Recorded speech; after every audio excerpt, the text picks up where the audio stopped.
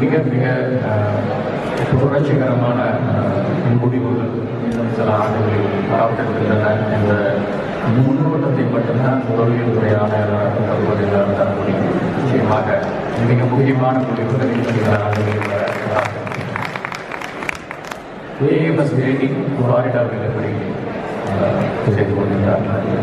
Value அபார்ட்டிங் analysis இதோட எங்கள் இப்பொழுது பல்துறை விற்பனர்களும் தொழில் இணைந்து விட்டார்கள். வெறுமே பொருட்களை எடுத்து காட்சிப்படுத்துவதில்லை. ஒரு சிறிய ஒரு மண் துகளை வைத்து கீழடியில் எவ்வளவு மழை பொழிந்திருக்கக்கூடும், என்ன வேளாண்மை செய்திருக்கக்கூடும், எந்த பொருட்களை அவர்கள் பயன்படுத்தியிருக்கக்கூடும், வைகை நதி தன் போக்கு எப்படி மாற்றி வந்தது நம்மால் இப்பொழுது ஆய்வு செய்ய முடியும்.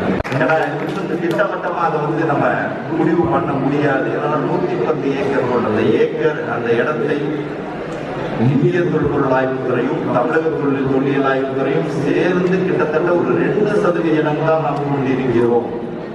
அந்த 2% இடங்கள் தோண்டப்பட்ட இடத்தில் செய்தி இந்த உலகம் முழுவதும் பேசப்படுகிறது. அதில் ஒரு 10% இடத்தை நாம் தோண்டியிருந்தோம் என்றால் இந்த உலகத்தில் மிகப்பெரிய நாகரிகத்தை கட்டமைத்தவர்கள் என்ற ஒரு ஆதாரம் நமக்கு கிடைக்கும். அந்த செயலை நாம் செய்ய வேண்டும். அதான் உண்மை. ஏனென்றால் சங்க இலக்கியங்கள் நாம் பெருமையா பேசிட்டு இருக்கோம். சங்க இலக்கியங்கள் சிறந்த இலக்கியங்கள் உலகத்திலே. ஏன்னா உலகத்திலே எந்த மொழி வேணாலும் நீங்கள் எடுத்துக்கொள்ளலாம், எந்த மொழியை பேசிக்கொள்ளும், எந்த இலக்கியத்தையும் எடுத்துக் கொள்ளலாம்.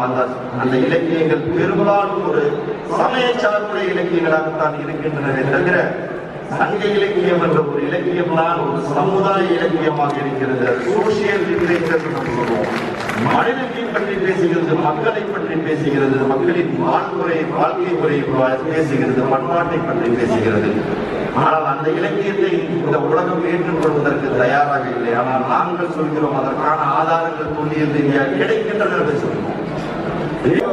உலக மக்கள் தொகையில் இந்த 400 கோடி மக்கள் பேசுகிற இந்தோ ஐரோப்பிய மொழிக்கும் தமிழ்தான் மூல மொழி என்பதை 12,000 மக்களவில் 12 தொகுதிகளில் நாங்கள் எழுதி கொள்கிறோம். 4,000 பக்கத்தை எழுதி கொடுத்து விட்டோம். மற்ற தொகுதி நூல்களும் விரைந்து இன்னும் 2 ஆண்டுகளில் முடிந்துவிடும். அந்த உண்மை உலகத்தில் எல்லா அகழ்வாராய்ச்சியை பற்றி நம்முடைய கூடுதல் தலைமை செயலாளர்களும் அமர்நாத் ராமேஷ் ஐயா அவர்களும் நம்முடைய சிங்கோடி பாலேஷ் ஐயா அவர்கள் சொன்னார்கள். நாங்கள் செய்கின்ற ஆய்வும் அகழ்வாய்வு தான்.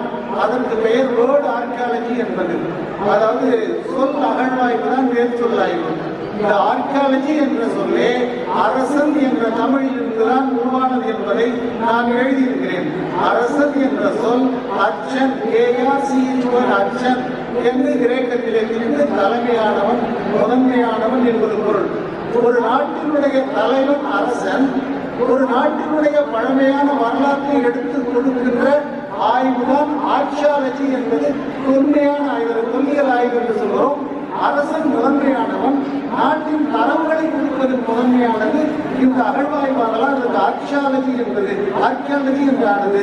அந்த ஆர்கியாலஜி என்ற சொல்லிலே இருக்கக்கூடிய சொல் அரசன் என்பதுதான். ஆட்சி என்பது முதன்மை. ஆர்ச் பிஷப் என்றால் he is the chief among the bishop என்று பொருள்.